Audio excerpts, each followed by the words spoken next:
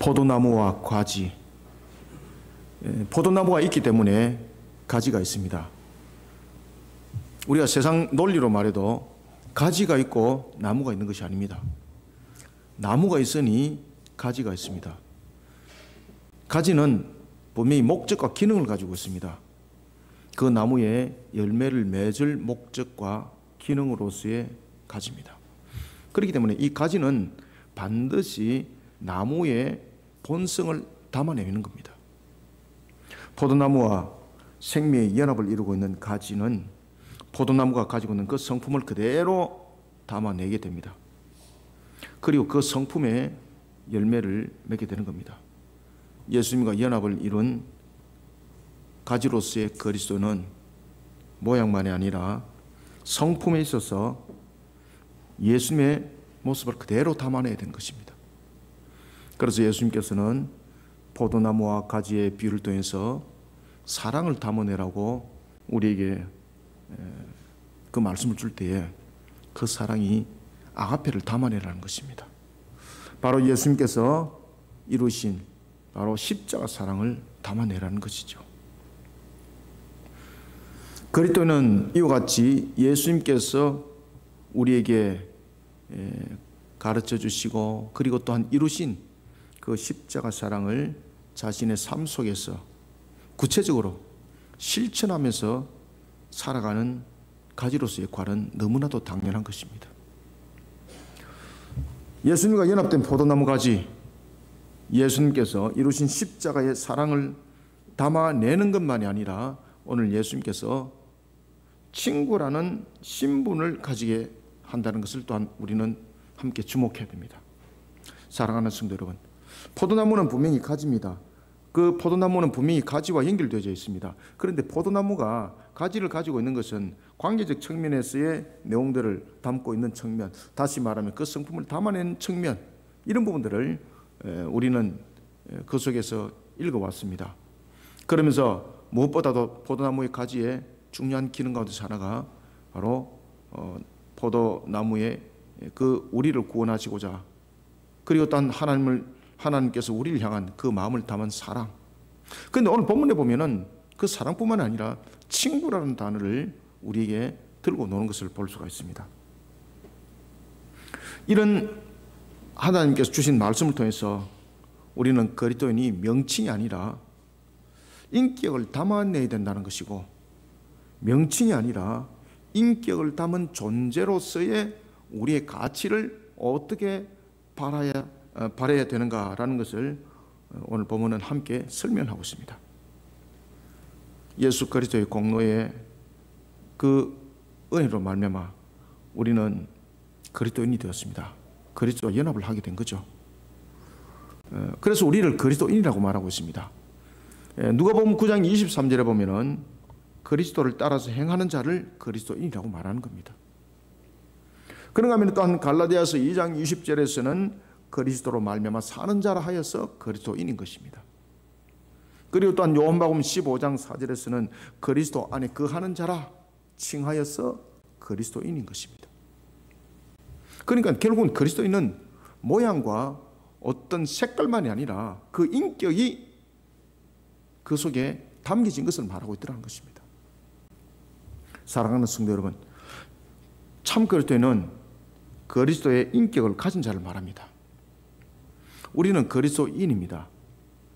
우리는 그리스도인으로서 어떤 그리스도의 인격을 담아내며 자신에게 주어진 삶을 살아가는 자가 되어야 될지를 우리는 돌아볼 수 있어야 합니다. 오늘 예수님께서 가르침을 주시는 것을 가지고 우리는 세 가지 측면에서 그리스도의 인격을 담아내는 자들이 되어야 되겠습니다. 먼저 우리가 15절을 한 절을 읽겠습니다. 시작. 이제부터는 너희가 종이라 하지 아니하리니 종은 주인이 하는 것을 알지 못함이라. 너희를 친구라 하였노니 내가 내 아버지께 들은 것을 다 너희에게 알게 하였습니다. 아멘. 자, 앞에까지는 예수님께서 포도나무와 가지를 비유를 통해서 사랑이라는 단어를 계속해서 써왔지 않습니까? 그런데 이 본문의 말씀을 통해서 갑자기 친구라는 단어를 딱 들고 놉니다. 그런데 여러분들 반드시 생각해야 될 것은 우리는 예수님과 우리는 친구 될 수 있는 자격이 없습니다. 왜 그런가 하면 친구라는 것은 말 그대로 여러분 보십시오. 왕과 그리고 종이 친구가 될 수 있나요? 아니죠, 그죠? 친구라는 것은 비슷한 신분 속에서 일어나는 상황들을 말하고 있는 겁니다. 우리는 오늘 본문을 통해서 깨달아야 될 것이 하나가 있습니다. 먼저 첫 번째는 우리는 주님으로부터 세움을 받은 그리스도인이라는 사실입니다. 그러면 우리는 주님으로부터 세움을 받은 그리스도인은 세상으로부터 인정받는 자리에 세워진 것보다 하나님의 뜻을 이루어가는 일에 쓰임받는 것을 더 기뻐하는 그리스도의 인격이 되어야 됩니다. 예수님께서는 자신과 관련된 제자를 가리켜서 포도나무 가지라고 분명히 칭하고 있습니다. 그런데 오늘 본문에 보니까 이런 부분을 통해서 종이 아니라 친구라는 단어를 딱 쓰고 있습니다. 그냥 친구라는 단어를 들고 노지 않고 종이 아니다, 친구다 이 단어를 지금 쓰고 있습니다. 이거는 굉장히 중요한 얘기를 지금 하고 있는 겁니다. 왜 종일까? 누구의 종일까? 그러면 친구는 무엇을 말할까? 여기에 대해서 우리는 하나님과 사람에 대한 속성, 이 부분들 반드시 비교해 보셔야 됩니다. 그래서 이 본문은 신학적으로 굉장히 많은 이야기를 하는 내용들입니다. 사실은 이 내용을 가지고 책이 한 권이 나옵니다. 이 한 절 가지고 제가 오늘 본문을 통해서 여러분들이 종과 친구의 이 관계에 대해서 간략하게 말씀드릴 테니까 우리가 어떤 그리스도인의 어떤 그리스도의 인격이 되어야 되는가를 우리는 주시하셔야 되는 거예요. 예수님께서는 자신과 관련된 제자를 가리켜서 포도나무 가지라고 칭하면서 이들을 가리켜서 다시 말씀하시기를 종이 아니라 친구라고 말을 하고 있는 거예요. 그럼 속된 말로 말하면 종이 맞다는 이야기죠. 그러면 이 종은 어떤 종이라는 것입니다. 아시겠습니까? 이 종은 무엇을 말하고 있는 거라는 것입니다. 일반적으로 친구는 가까운 사이를 친구라고 말합니다. 각각의 사귀는 벗을 우리가 친구라고 말하거든요. 그러면은 이 친구의 모습은 분명히 어떤 상하적 부분들의 내용들이 아니라 함께 동급인 이런 위치에 있다는 것입니다. 그래서 우리가 보면은 왜 군에도 보면은 군에서 만들어진 친구를 우리가 뭐라고 말합니까? 전우라 이렇게 말하지 않습니까? 그죠? 전우라. 그런가 하면 같은 직업에서 만난 것을 우리가 친구를 동료라 이렇게 말하잖아요. 같은 직업군에서 만난 친구들을 우리가 동료입니다 그렇게 말해요. 표현 방법이 달라지는 거죠. 친구인데 군에서 만난 친구를 우리가 전우다 이렇게 말하고 있고, 그리고 이제 같은 직업 속에서 만난 친구들을 우리가 동료입니다 이렇게 말하잖아요. 어릴 때 만난 친구를 우리가 뭐라고 말해요? 맞아요, 소꿉친구. 소꿉친구. 그리고 또한 우리가 신앙 가운데 만난 친구들이 있어요. 그죠? 신앙의 친구죠. 그런데 여기서 주목해야 될 것은 우리가 어떤 과정 속에서도 예수님과 우리의 관계는 분명히 구별점이 있다는 사실입니다. 예수님과 우리의 관계적 측면은 절대 친구가 될 수 없는 관계입니다. 여러 가지 환경적 측면에서 만났던 부분들에서 우리는 동료를 친구라고 하고 있고, 또한 전우를 친구라고 하고 있고, 뭐 여러 가지 소꿉친구 여러 가지 부분들이 있습니다만은, 예수님이 우리와는 친구 될 수 없는 가장 근원적인 이유가 무엇인가 하면은 예수님은 창조주세요, 여러분들요. 우리는 피조물이에요. 창조주와 피조물은 친구가 될 수가 있다 없다? 될 수가 없습니다. 친구 조건이 안 맞습니다. 그 다음에 두 번째, 예수님께서 제자를 향해서 이제는 종이 아니라 무엇이라고 말하고 있습니까? 친구라고 말하고 있는데, 이 종은 무슨 종을 말할까요? 죄인을 말하고 있습니다. 이해되셨습니까? 죄인과 거룩하신 분이 친구 될 수 있나요? 하나님이 친구 될 수 없어요. 그러니까 어떤 조건으로도 친구가 될 수 없어요. 그러면 여기서 말하고 있는 예수님께서 친구라는 부분들은 무엇을 말하고 있을까라는 것입니다. 그래서 이게 신학적으로 책 한 권이 나와요. 이 한 단어가. 이 한 단어가 박사 논문이 나올 수 있어요. 창조주와 피조물, 어떤 측면에서도 예수님과 제자는 친구 관계가 성립될 수 없습니다. 로마서 6장 16절에서 밝히고 있듯이 아담의 원죄로 인하여서 죄의 종이 되어 있는 그들, 사망의 이런 존재가 되어 있지 않습니까? 우리가 로마서에도 우리에게 가르침을 주고 있습니다만 하나님은 죽은 자의 하나님인가요? 산 자의 하나님이신가요? 맞습니다. 산 자의 하나님이세요. 인간은 이미 죄로 인하여서 죽음의 존재지 않습니까? 그러면 친구의 조건이 맞지 않습니다. 그 다음에 창조주와 피조물의 관계이기 때문에 친구의 관계에 맞지 않습니다.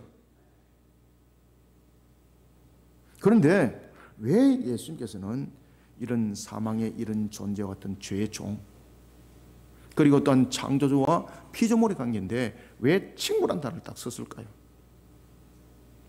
이제는 종이라 하지 말고 친구라 하여라. 왜 그렇게 했을까요? 세상의 논리대로 한다면은 예수님과 제자는 친구가 될 수가 없습니다. 속된 말로 예수님과 우리는 친구가 될 수 있나요? 없나요? 없습니다. 이게 세상의 논리입니다. 그런데 예수님께서는 제자들을 가르쳐서 죄의 종이라고 부르지 않고 친구라고 부르겠다는 겁니다. 여기에는 두 가지의 중요한 사실이 내포되어 있습니다. 그래서 우리는 자신에게 주어진 환경들을 통해서 자신의 모습을 인정해주고 자신을 높여주는 세상을 향해서 달려가기보다는 항상 하나님의 나라의 그 일들을 향하여서 쓰임받는 것을 더 기뻐하는 그런 그리스도의 인격이 되어야 됩니다. 우리를 친구 삼아줬거든요. 우린 자격이 없는데 친구를 삼아줬거든요. 그러면 먼저 우리가 깨달아야 될 것이 있습니다. 우리를 죄의 종이라 부르지 않고 친구라고 부르는 것은 두 가지 중요한 사실을 내포하고 있는데 첫 번째는 저를 따라합니다. 케노시스입니다. 시작. 케노시스, 낮아지심, 자기를 비우심. 우리를 친구 삼기 위해서 먼저 하나님이신 그분이 낮고 천한 자리에 내려오셨다는 겁니다. 격을 맞추기 위해서. 이게 세상 논리로 맞겠습니까? 세상 논리는 절대 이런 것들이 성립되지 않습니다. 우리의 키높이에 맞춰주기 위해서 자기를 비우시고 자기를 낮추시고 성자 하나님께서 우리의 친구의 위치에 자신을 세웠다는 겁니다. 그 다음에 두 번째는 친구 속에는 대속의 죽음이 있습니다. 첫 번째는 격을 맞춰줬다는 거죠. 어떻게? 케노시스를 통해서 자기 비움, 낮추심. 높고 높이 계시는 분이 낮고 천한 몸으로 오셨다는 겁니다. 케노시스. 그리고 친구라는 단어 속에는 대속의 죽음이 있다는 겁니다. 대속의 죽음. 낮고 천한 몸으로 우리의 모습과 키의 높이에 맞춰는 줬는데 친구가 될 수 없는 조건이 있습니다. 그것은 뭔가 하면 우리가 죽음의 존재지 않습니까? 죄의 종이지 않습니까? 그러면 이 친구라는 단어를 통해서 무엇을 설명하고 있을까요? 맞습니다. 예수님이 이 친구라는 단어를 통해서 두 가지를 크게 비유를 하고 있습니다. 첫 번째는 케노시스, 자기의 비움, 자기의 낮추심. 우리의 모습 속에서 낮췄다는 겁니다. 그 다음에 두 번째는 대속의 죽음을 말하고 있습니다. 거룩함의 존재와 죄인은 절대 함께 할 수 있는 친구의 조건을 가지지 못합니다. 대속의 죽음의 값은 죄인인 우리를 거룩함의 존재로 회복시킵니다. 그러니 거룩함 안에서 친구가 될 수 있는 조건을 가지게 되는 겁니다. 이렇게 해서 우리가 예수님의 친구가 된다는 것은 주님의 뜻과 계획을 공유하는 위치에 세워졌다는 것을 말합니다. 친구 됐다는 것은. 그래서 예수님께서는 오늘 본문에 보면 이렇게 말합니다. 내가 내 아버지께 들은 것을 다 너희에게 알게 하였음이라. 이 말씀이 예수님이 우리의 친구가 됐다는 것에 대해서 확정적 측면에서 이것을 한 예를 통해서 말씀을 주고 있는 겁니다. 바로 케노시스, 자기의 낮아지심, 그리고 대속의 죽음.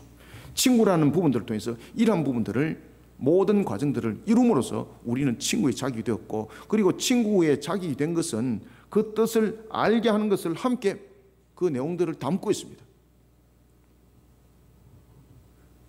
여러분, 죄인인 우리가 예수님의 친구가 되었다는 것은 성자 하나님이신 예수님의 자기 비우심이라는 케노시스와 그리고 대속의 죽음이라는 과정을 통해 우리가 그리스도의 인격으로 세움받은 자가 됐다는 겁니다. 이 속에 하나님의 전적인 은혜가 있고 우리를 향한 하나님의 사랑이 있는 겁니다. 그래서 우리를 친구 삼아주신 것에는 반드시 주님의 아가페 사랑이 케노시스와 그리고 십자가의 대속이라는 죽음이 아가페와 함께 연결이 되는 것입니다. 야, 우리 함께 친구 먹자, 이런 친구 되는 것 아닙니다. 하나님이신 그분은 우리가 친구 먹을 수 있는 대상이 아닙니다. 죄인인 우리는 거룩하신 그분의 친구를 먹을 대상이 아닙니다. 그래서 친구 삼아주신 것은 자격이 아닙니다. 그분께서 은혜를 베푸심으로써의 열매가 친구로서 맺어졌다는 겁니다. 그러면 주님께서 우리를 왜 친구 삼았는가라는 것입니다.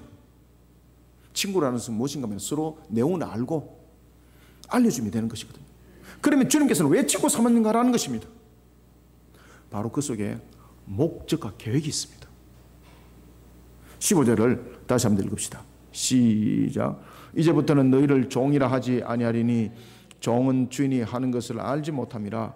너희를 친구라 하였노니 내가 내 아버지께 들은 것을 다 너희에게 알게 하였음이라. 아멘. 예수님께서 우리를 친구 삼기까지 케노시스라는 자기의 비움이 반드시 있었습니다.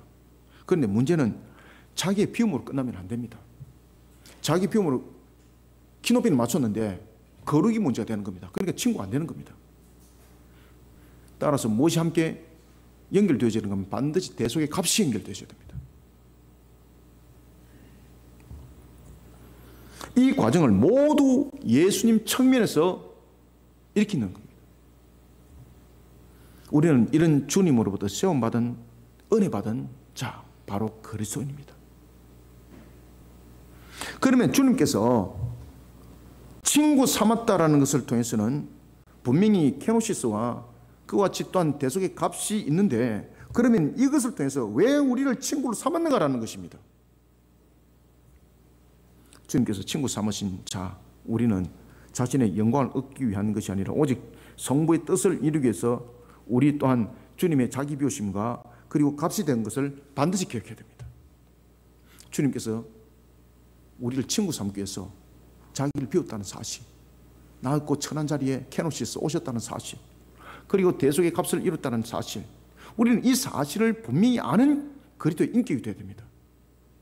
이런 그리스도의 모습을 알지 못하는 자를 가리켜서 배은망덕하다 그러잖아요. 아시겠습니까? 우리가 왜 세상 사람들이 은혜를 모르는 자를 가리켜서 뭐라고 말합니까? 이거 참 배은망덕하고만 그렇게 말씀을 주고 있습니다. 우리가 그리스도인으로서 우리가 이와 같이 낮고 천한 자리에 우리를 대속하기 위해서 임하셨던 그 모습, 우리가 이 두 가지를 잃어버린다면, 주님이 나를 친구 삼아서 주셨어요, 이 단어만 가지고 자랑한다면, 이 친구라는 걸 통해서 분명히 케노시스, 하나님이신 그분이 자기를 낮추시고 천한 자리까지 임하시고 이런 자기의 비움이 있었고 대속의 값이 있다는 것을 잊어버린 상태 속에서 친구라 말한다면, 이거는 배은망덕함이 다음에 나오는 거예요. 그러면 주님께서 우리를 왜 친구 삼았는가라는 것입니다. 사랑하는 성도 여러분, 우리는 그리스도인입니다. 우리는 주님으로부터 세움을 받은 자들입니다. 심지어 죄인인 우리를 자기 비움과 대속의 값을 통해 친구 삼아 주셨습니다. 세상의 논리로는 이런 공식 만들어낼 수 없습니다. 하나님의 사랑이 만들어낸 결론입니다.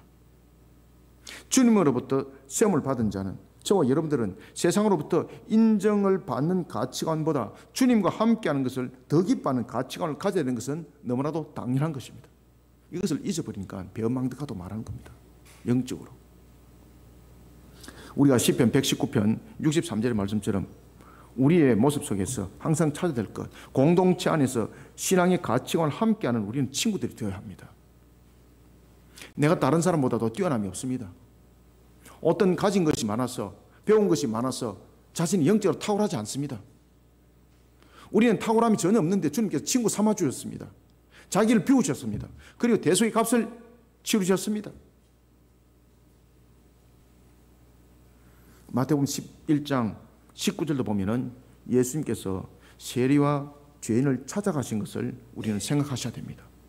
그리고 그들을 친구 삼으셨습니다. 자기 비움과 대속의 값을 통해서 그들을 주님께서, 죄의 종로릇 가운데 있는 그들을 주님께서 친구 삼아 주었습니다. 그들의 죄를 사하지 않으면은 친구의 조건이 될 수 없습니다. 이런 자리에 우리는 시험을 받았습니다.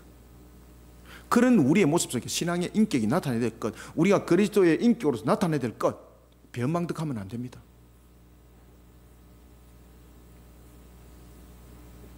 그래서 우리는 세상으로부터 인정받는 자리에 세워진 것보다 항상 하나님의 뜻을 이루어가는 일에 자기를 비우고 값이 되어주는 주님의 모습을 담아가야 됩니다. 그리고 닮아가야 합니다. 우리는 이러한 그리스도인으로서 하나님의 나라를 세워가는 일에 쓰임받는 것을 더 기뻐하는 그리스도의 인격이 되길 소원합니다. 그러면은 두 번째는 하나님께서 왜 우리를 친구 삼았는가라는 것입니다. 앞에도 제가 말씀드렸던 것처럼 무엇이 있다? 계획과 목적이 있다는 거예요. 아시겠습니까? 그래서 두 번째는 이 내용을 통해서 계획과 목적을 찾으셔야 돼요. 첫 번째는 친구를 통해서 자격을 찾으셔야 되는 것이고, 두 번째는 계획과 목적을 찾으셔야 돼요. 왜냐하면 분명히 죄에 대해서 종이라 하지 않고 친구 삼다 그랬거든요. 그러면은 우리는 죄의 종 상태에 있는 것인데 친구의 조건을 가질 수가 없어요. 그러면 주님께서 친구의 조건을 갖추도록 주님께서 모든 일들을 이뤘다는 이야기예요. 그래서 이 친구의 조건을 갖추기 위해서 주님께서 스스로 내려오심에 케노시스, 자기 비움과 자기의 낮추심이 있었다는 거죠. 그러면 자기 비움과 자기 낮추심만 있었던 것이 아니라 무엇이 있었다고요? 거룩함이 문제가 된다 그랬죠. 대속의 죽음. 그걸 통해서, 거룩함을 통해서 친구 자리까지 주님께서 오셨어요. 그러면 친구는 어떤 관계라 그랬습니까? 서로 내용을 아는 관계라 그랬잖아요. 알려주기도 하고 같이 뜻을 세워가기도 하고 같이 일을 하기도 하고. 아시겠습니까? 바로 그 이유와 목적을 가지고 있습니다. 그래서 예수님께서 친구 삼았다는 것은 단순하게 너 나하고 친구 먹자 이게 아닙니다. 니하고 굉장히 친해 이것이 아니에요. 그래서 우리가 보면은 주님이 나를 사랑하시고 나를 친구 삼아주셔서 너무 감사해요, 이렇게만 감정적으로 말씀하시면 안 됩니다. 주님께서 왜 친구 삼으셨는가 속에는 무엇이 있다고요? 계획과 목적이 있습니다. 여러분들 반드시 함께 이해하면 이 본문이 이해가 되는 거예요. 여러분들. 그래서 제가 책 한 권 놓는다 그러는 거예요. 제가 이제 이런 텍스트를 이제 볼 때는 항상 그 원전을 이렇게 보거든요. 그러면서 원전을 보았으면 이 문제는 풀리질 않아요.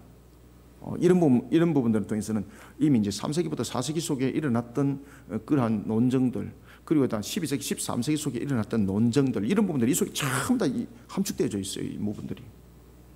이 내용들을 가지고 사실은 신학적 논쟁들이, 엄청난 신학적 논쟁들이 있어 왔었어요.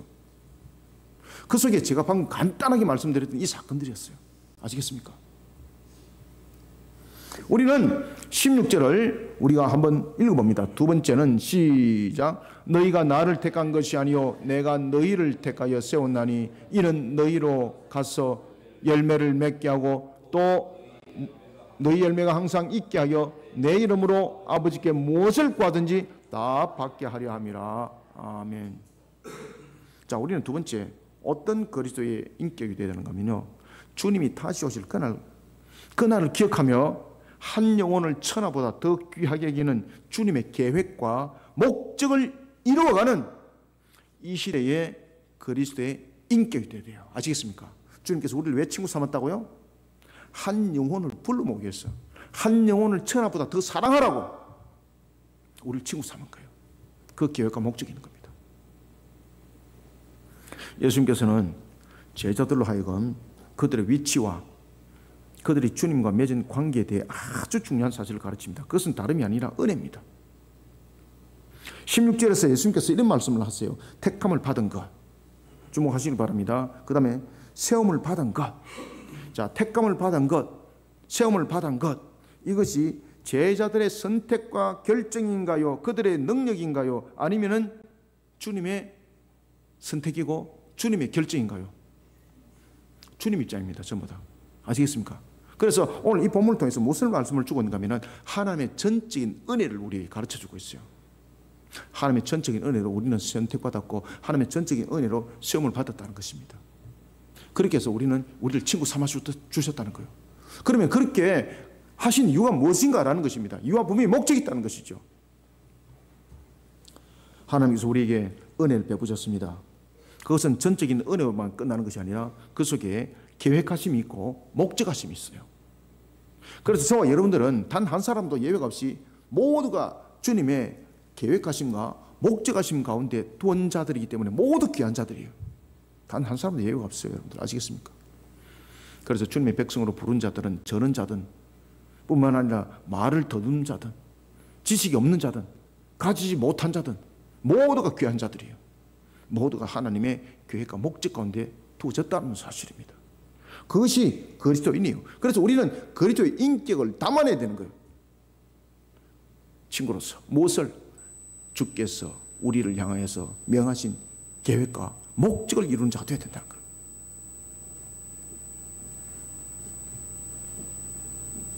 하나님의 전적인 은혜로 선택되어졌고 세워진 것은 자신이 이런 것을 취할 수 있는 자격이 되었기 때문이 아닙니다. 어떤 것도 여기에 부합되는 조건은 없습니다.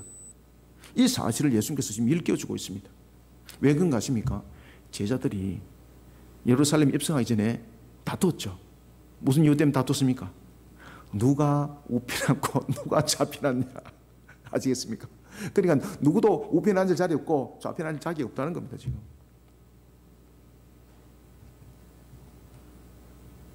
우리가 이런 신뢰를 보면은 유대인들이 가지고 있는 전체적인 사상도 한번 봅시다. 유대인들은 스스로 가리켜서 선민이라고 할 때에 그들은 자신들이 선민이 될 수 있는 자격을 부각시키죠. 세 가지. 무엇입니까? 아브라함의 혈통, 그다음에 두 번째 할례, 세 번째 신의 산 언약, 율법.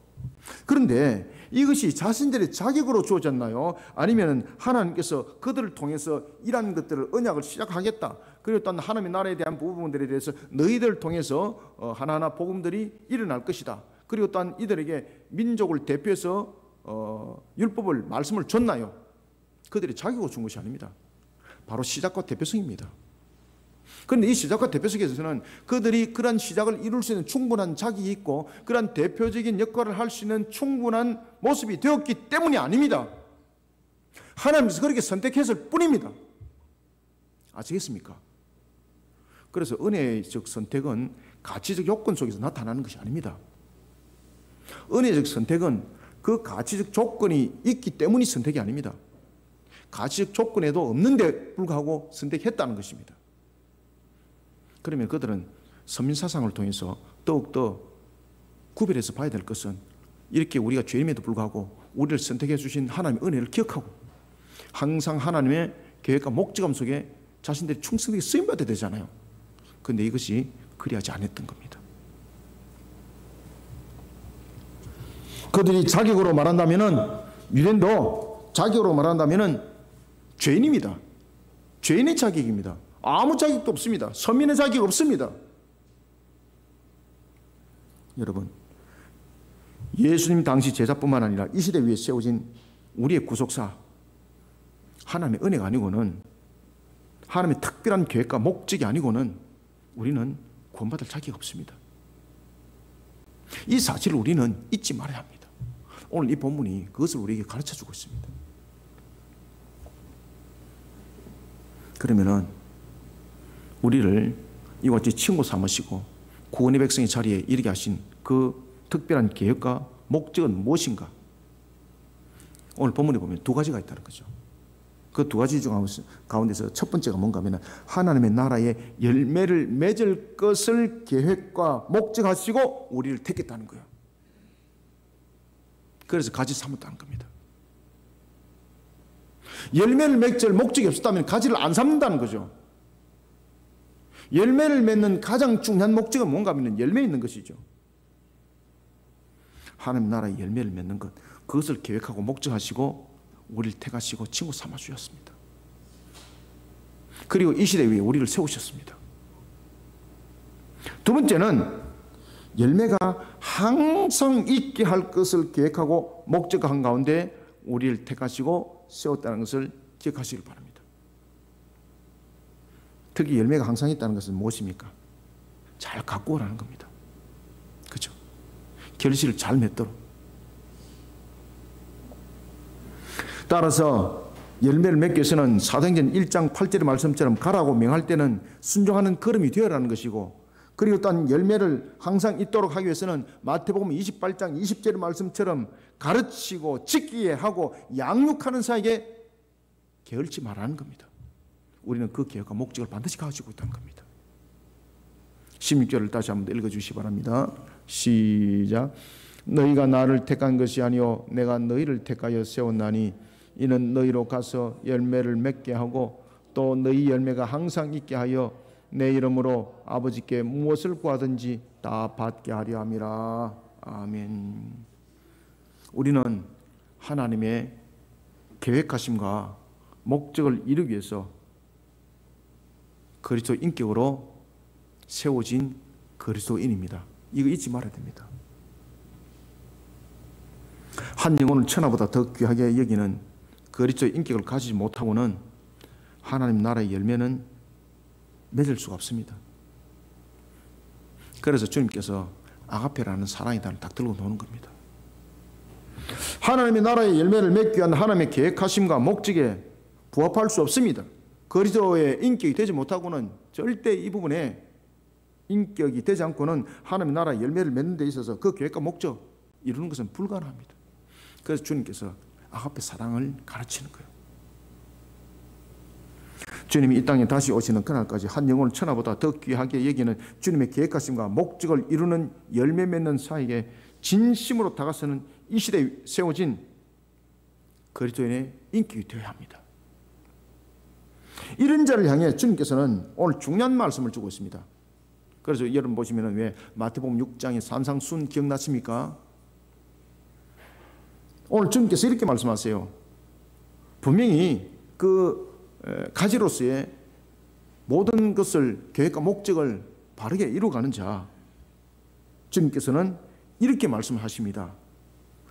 내 이름으로 아버지께 무엇을 구하든지 다 받게 하려 함이라. 아멘. 이것이 16절의 하반절입니다.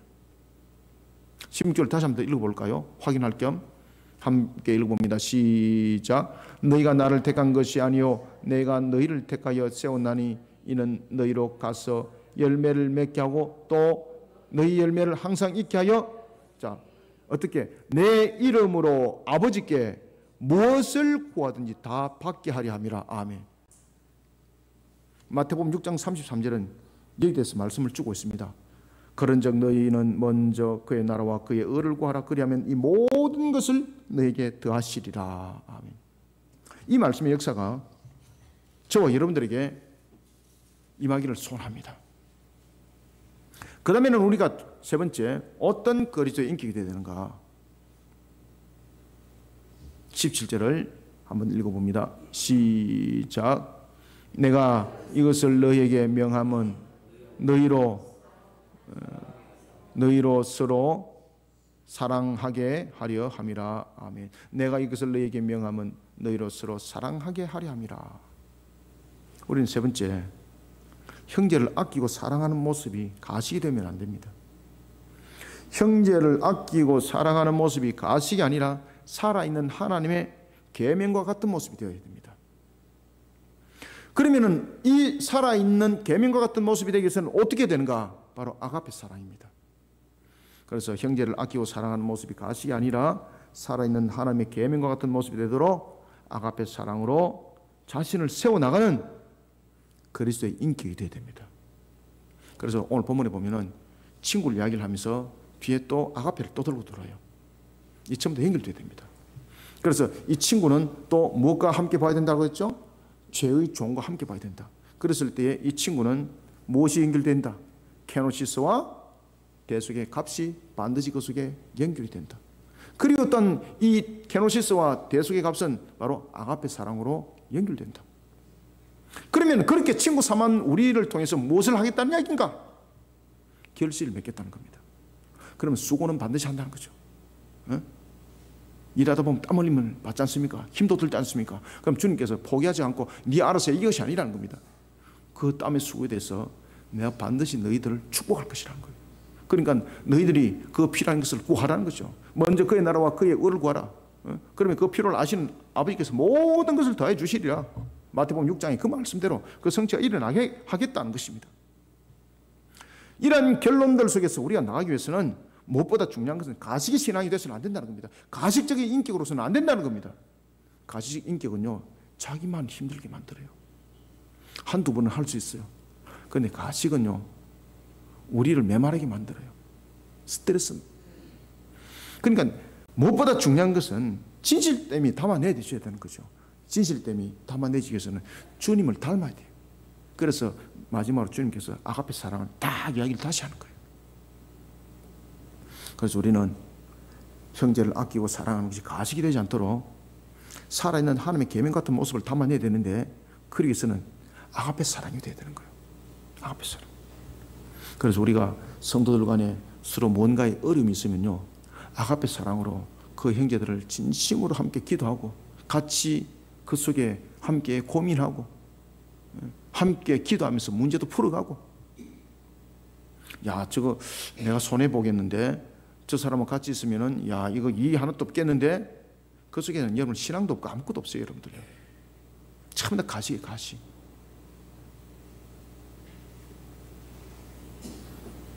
그 시대에, 아, 내가 여러분들을 참 축하합니다. 예를 들면은 개업을 한다. 그럼 어떻게 되겠습니까? 같이 축하하고 진짜로 같이 담아내고 이런 모습도 돼야 돼요, 여러분. 아시겠습니까? 그럼 니 한번 해봐라. 뭐 이게 여러분 우리 속에 있다면은 그 처음부터 이 거짓말입니다, 이거. 항상 중심에 형제를 아끼고 사랑함이 무엇이 담겨져야 된다고요? 반드시 아가페가 담아져야 돼요. 마가복음 10장 35절 이하에 보면은 예수님께서 대속에 따른 십자가 순환사를 성취하기 위해서 예루살렘에 입성하기 전이었습니다. 제자들 어떤 모습이었습니까? 자신들이 차지할 영광의 그 위치를 탐하고 있으면서 서로 다투기까지 합니다. 심지어 세베대의 아들인 야고보, 요한 뭐라고 말합니까? 주의 영광 중에 하나는 주의 우편에, 하나는 좌편에 앉게 하옵소서, 이렇게 했는데 누가 들었더라? 낱말은 새가 듣고 반말은 찌가 든다 그러잖아요. 여러분, 대놓고 예수님께 큰 소리를 했을까요? 속삭거리는 말로 했을까요? 속삭거리는 말로 했어요. 그냥 입모양만 딱 보고도 아는 거예요, 이게. 그러니까 제자들이, 남은 10 제자들이 뚜껑이 열렸다는 겁니다, 성경 보니까. 그러면서 예루살렘 들어가는데 정말 주님의 사명을 감당하면서 들어가야 되는데, 이것들이 들어가는 모습이 씩씩대면서 들어가는 거예요, 싸우면서. 기가 찬 거예요. 그래서 마가복음 10장 41절에 보면 고스란히 그 모습을 딱 한 줄로 정리를 딱 해줘요. 10 제자가 듣고 야고보와 요한에 대해 화를 내거늘. 기가 막힌 거. 아가페가 담기지 않으면 이 모습이 되는 겁니다. 예수님께서는 이런 제자들 향해서 십자가의 대속을 앞두고 마지막 지금 고별 설교를 하는 거예요. 이 자리에서 서로 경쟁과 시기하는 자들이 아니라 서로 사랑할 것을 지금 명하고 있습니다. 권면이 아닙니다. 명령하고 있습니다, 지금. 그 이전에 우리가 또 한 사건을 봅시다. 예수님께서 예루살렘에 입성하기 전에도 보면은 우리가 이제 그 대속의 십자가를 지시기 전에 한 서기관이 예수님께 질문하죠, 그죠? 예수님께 태클을 딱 걸려고. 특히 이제 마가복음에서 이제 그 내용들을 다루고 있는데, 뭐 다른 복음서도 있습니다만은, 그가 이렇게 말하고 있습니다. 모든 계명 중에 무엇이 첫째입니까? 그때 예수님께서 마가복음 12장 30절로 31절에서 어떤 답을 주고 있습니까? 하나님을 사랑하라, 이웃을 사랑하라, 그죠? 이보다 더 큰 계명이 있다 없다? 없다는 것이죠. 하나님을 사랑하는 것, 하나님께서 사람을 창조하신 목적 가운데 있습니다. 그죠? 하나님을 우리는 어떻게 사랑합니까? 하나님께서 우리를 창조하신 목적과 그 계획 속에서 우리는 하나님을 사랑할 수 있어요. 그렇기 때문에 우리는 항상 하나님을 경배하고 찬양하는 자리에 우리를 반드시 세워나가야 되는 거예요. 그러면서 이웃을 향해서 사랑하라는 거예요. 이웃을 향해서 사랑은 무엇입니까? 하나님의 형상으로서 우리의 본인의 모습들을 바르게 세워나가라는 것입니다. 우리의 인간의 죄성으로는 안 된다는 겁니다. 그래서 예수님께서 친구라는 단어를 딱 들고 들어온 겁니다. 그리고 다시 사랑이라는 단어를 이것으로 연결시키고 있습니다. 하나님을 사랑하는 것이 하나님께서 사람을 창조하신 목적 가운데 있다면, 이웃을 향한 사랑은 죄악 가운데 놓인 인간의 모습을 돌아보게 하는 겁니다.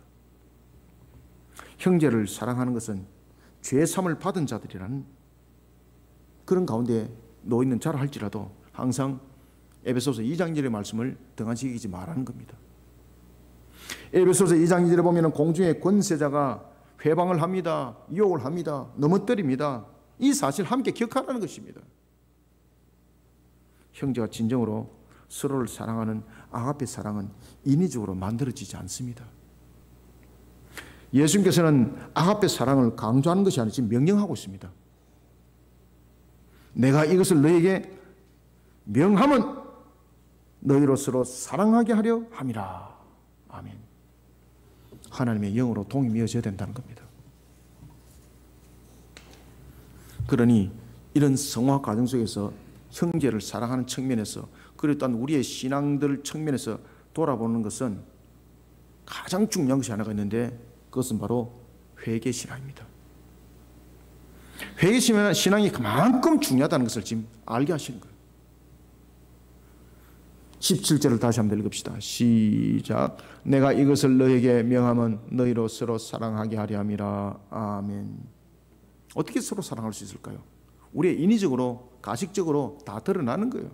그럼 여기서 사랑하라는 것은 아가페를 단어를 쓰고 있거든요. 지금 아가페 사랑은 자기를 내어놓는, 자신의 생명을 내어놓는 것까지 그 사랑의 모습을 담고 있는 것이거든요. 이게 가능한가라는 것입니다. 공중의 권세자를 마귀가 우리를 미혹하고 넘어뜨립니다. 아니라는 거죠. 그러면 이런 아가페의 사랑이 친구와 연결되는 것은 바로 뭔가 하면 회개신앙이라는 것이, 신앙이란 이 부분들, 하나님으로 인하여서 동에 메어지는 이런 모습이 안 되고는 가능치 않다는 겁니다. 그래서 서로 사랑하라는 걸, 서로 사랑하라. 회개신앙으로 우리를 동이 메는 속에 우리의 진정한 사랑이 이 속에 나타나는 겁니다. 서로 사랑하라는 예수님의 명령함은 필요가 아니었고 스테로가 아니었습니다. 에로스가 아니었습니다. 아가페였습니다. 성도 간에 나타나야 될 사랑은 아가페라는 겁니다. 그럼 이 아가페가 성립되기 위해서는 어떻게 될까요? 죄성 속에 있는 우리 모습 속에서 이것이 가능한가요? 가능치 않다는 것을 함께 알아라는 겁니다. 그랬을 때 예수님께서는 이 단어 하나를 통해서 우리에게 굉장히 중요한 내용들을 전가하고 있는데, 그것은 바로 뭔가 하면 회개하는 신앙으로 날마다 보혈로서 자신을 씻어내는 신앙이 되라는 것이에요. 이런 속에 우리가 아가페 사랑 속에 주님의 십자가가 우리 속에 함께 증거되어지는 것입니다. 회개신앙을 바탕으로 나타나는 아가페의 사랑은 형제를 아끼고 사랑하는 것이 가식이 아닙니다.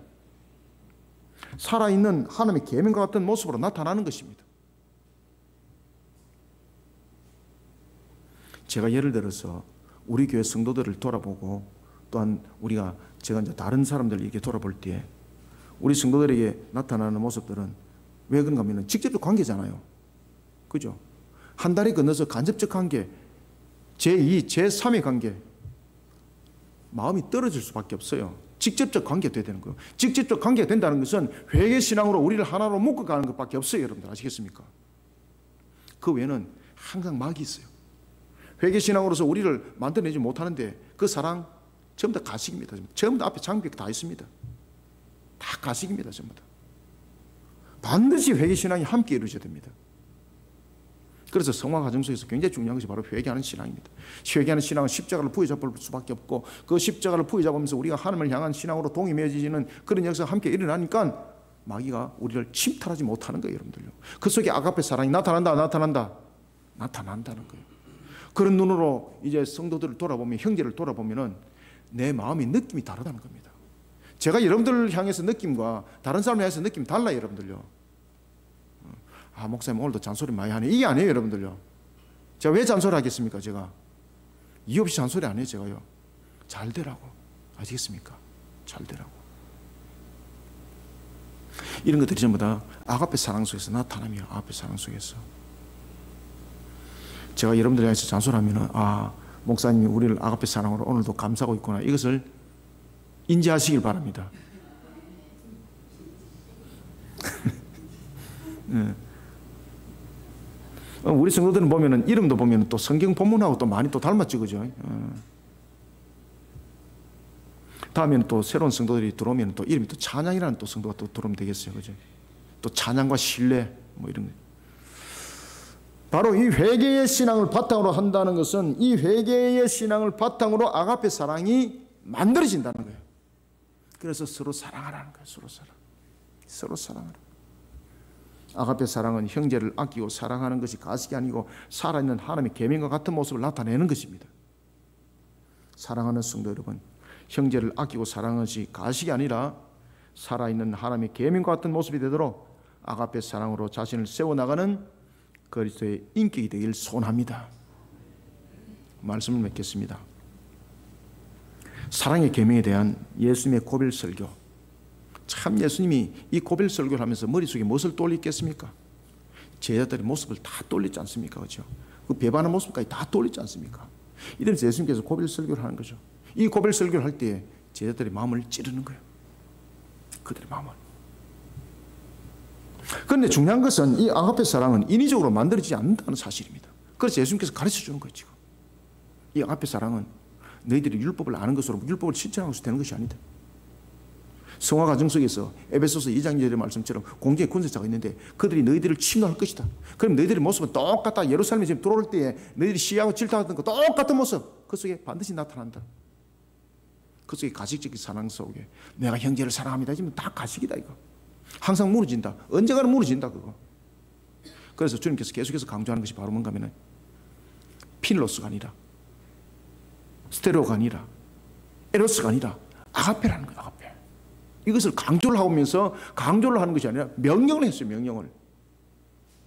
그런데 이 중요한 것은 아가페 속에는 반드시 회개신앙이 수반되지 않고는 우리 속에서는 일어나지 않아요. 여러분들. 지금 예수님께서 이것을 주시하고 있는 거예요. 이런 속에 사랑과 친구와 회개신앙이 함께 연결이 된다는 것입니다. 그러면서 결실의 열매들이 있고 그런 풍성함을 이루어갈 때 또한 친구라는 것은 하나님께서 우리에게 주신 사명과 사이에 함께 있다는 것이 이 친구라는 단어 속에 함께 있다 그랬죠? 그러면은 이 친구로서의 라는 것은 관계적 측면뿐만 아니라 계획과 목적이 있다는 것인데 이 계획과 목적 부분에 대해서도 너희들이 함께 동력을 이루는 부분들을 그리고 또한 동력을 이루어서 나갈 수 있는 것은 아가페 사랑밖에 없다. 예수님께서 각 고을에 제자들을 보낼 때 서로 간에 네가 잘났니 내가 잘났니 이런 모습으로 둘이가 가면 어떻게 되겠습니까? 쪽파 깨지는 거예요. 여러분들 아시겠습니까?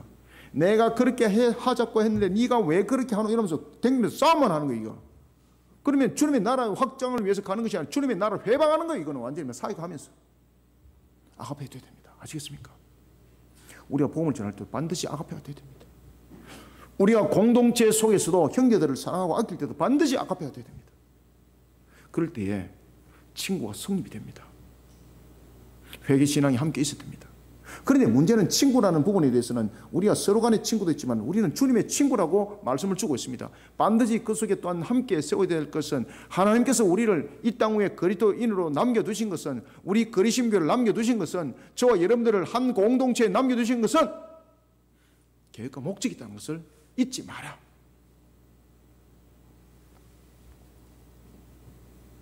오늘도 우리는 주님께서 우리를 친구 삼아 주셨습니다. 우리를 오늘도 그리스도 인격으로 만들어가라고 명하고 있습니다. 아가페 사랑으로 말입니다. 이 속에 서로를 돌아보는 마음만 있을 것이 아니라 주님이 주신 사명을 함께 기억하라는 것입니다. 그 속에 이 아가페 사랑이 함께 동력을 이루는 도구가 될 것이고 이 아가페 사랑이 서로 간에 은혜 받는 수단이 될 것이다.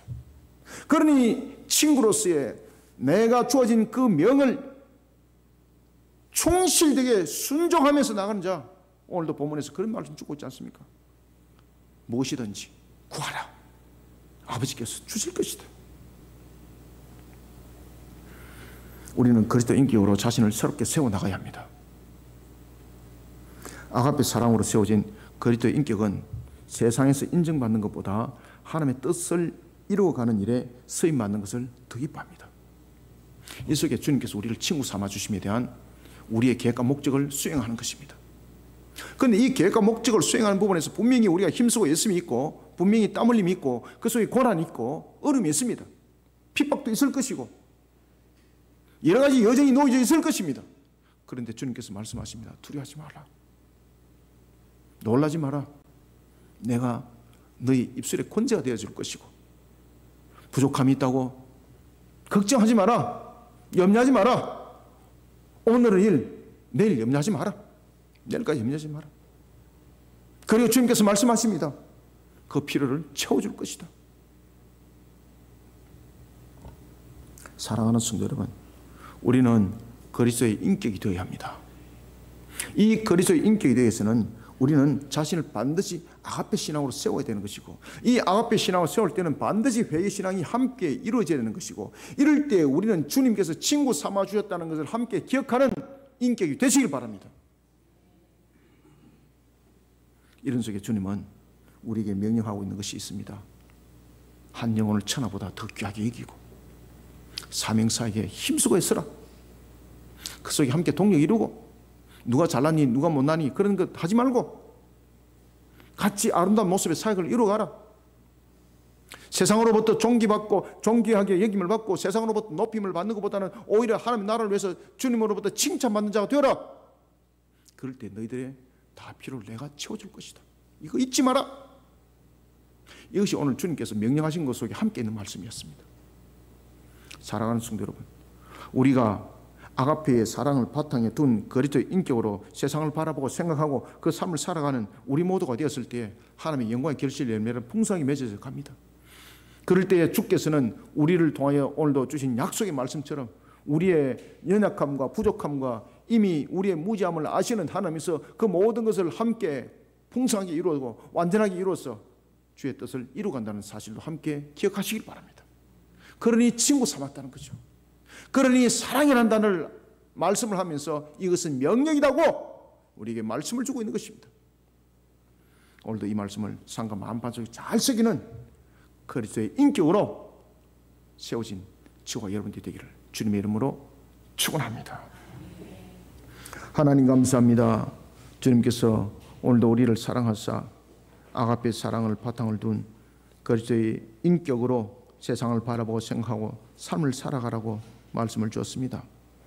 오늘도 우리에게 모습 속에 참으로 세상 속에 넘어지는 모습 또는 교만의 모습이 삭트지 않도록 우리로 하여금 항상 회개하는 신앙으로 우리를 동임해 주시고, 이러한 속에 우리는 주님의 뜻을 헤아림에 부족함이 없는 하나님의 말씀의 종이 되기를 원합니다.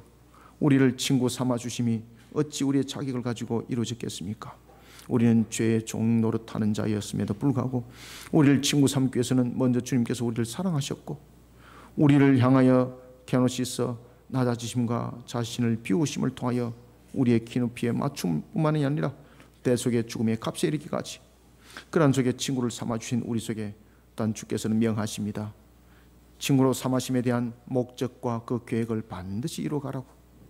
그 이루어가는 데 있어서 반드시 필요한 것은 한 영혼을 돌아보는 사랑의 가슴 아가페라고.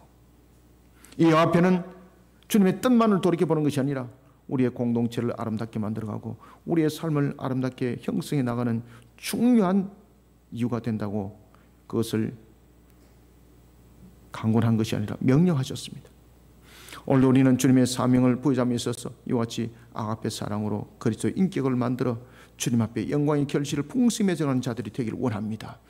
서로를 사랑하고 아끼고 또한 함께 나가는 이란 속에 주님의 영광을 드높이는 우리 그리스도의 공동체, 주 앞에 영광된 걸음을 걷기를 소망하며 또한 이런 가운데 달려가는 우리 모든 성도들 오늘도 주님께서 말씀하신 대로 복된 소낙비의 중심에 세워 주옵소서. 예수님의 이름으로 기도드립나이다. 아멘.